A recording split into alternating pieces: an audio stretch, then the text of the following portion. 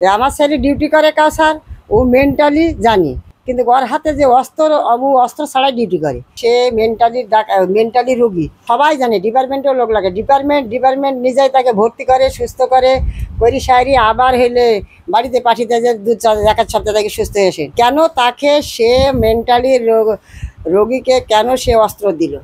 কেন অস্ত্র দিল? তো গুলি দিল কেন?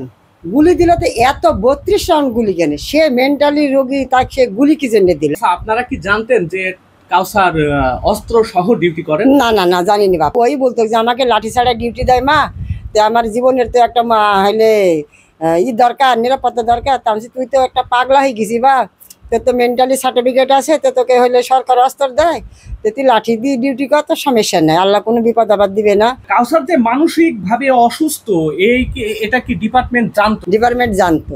ওই যে রাঙ্গামাটিতে হয়েছে, ডিপার্টমেন্ট যায়নি, সে আরো অনুসারে নাম্বার গেল, ডিপার্টমেন্ট যায়নি। আমাদের সংবাদে আমরা যাই, তার অনুমতি সিগনেচার করি, সেই কাউসারকে নিয়ে এসে ভর্তি করা হয় পাবনাতে। ও ডিপার্টমেন্টের সহযোগিতা করি। তারপরে বাড়িতে আসে, একবার প্রথম যখন হলো বাড়িতে আসে, বাড়িতে অনেক ভাঙচুর, মানে অন্য পর্যায়ে চলে গেছিল, বা ঘরে আগুনও ধরে দিয়েছিল, অনেক ক্ষতি করেছিল।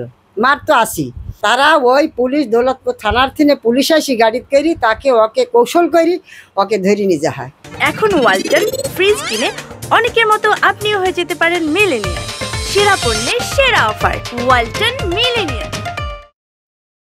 নিজেই ভর্তি করে। 14-15 সালের পরে যে বাকি আবার অসুস্থ মেন্টাল হয়ে গেছে, তখন ওরাই সরকারি লোকই নিজেই শ্যামলী মেন্টালিতে ঢাকাতে ভর্তি করে। ওরাই চিকিৎসা দেয়, ওরা চিকিৎসা দিয়ে সুস্থ করে বাড়িতে সিসি দিয়ে বাড়িতে পাঠিয়ে দেয়। মানসিক ভাবে যখন অসুস্থ হতো, তখন ডিপার্টমেন্ট কি আপনাদেরকে জানাতো? কি হ্যাঁ, জানাতো। এবার কি জানিয়েছিল যে কাউসার?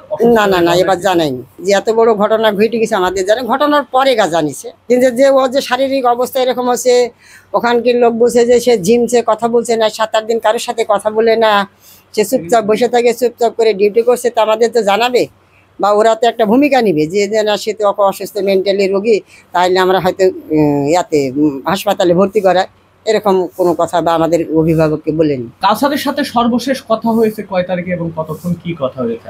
যেদিন ঘটনা ঘটছে তার রাত 8টার সময়। আর বাবার সাথে 2টা কথা হয়েছে। খালি যে ভালো আছিস, তো বলে যে ভালো আছি, ছুটিতে আসবি নাকি?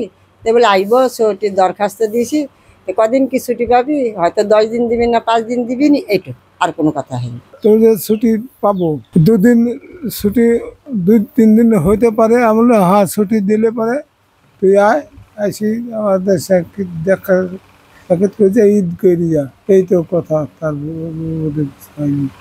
ঘটনার দিন রাত্রে আপনার সাথে এই কথা? হ্যাঁ হ্যাঁ, এছাড়া কোনো কথা? না না না।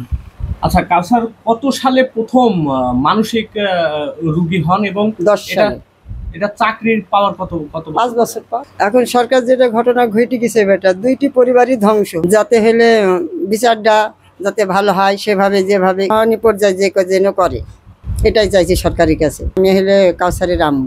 মানসিক ভারসাম্যহীন সন্তান আর্মস নিয়ে ডিউটি করে, এই বিষয়টা কিন্তু কাউসারের পরিবারের জানা ছিল না। তারা জানতেন যে লাঠি দিয়ে তাকে ডিউটিতে দেয়া হয়। ঊর্ধ্বতন কর্মকর্তারাও জানতেন যে কাউসার মানসিক একটি রোগী, তাকে মাঝে মধ্যেই ট্রিটমেন্ট দেওয়া হয়, ডাক্তারের কাছে নেওয়া হয়, সে প্রতিনিয়ত ওষুধ সেবন করে। আর এই মানুষকে কেন আর্মস দেয়া হলো, এই প্রশ্ন পরিবারের। আরিফিন সাগর, ইত্তেফাক ডিজিটাল, কুষ্টিয়া।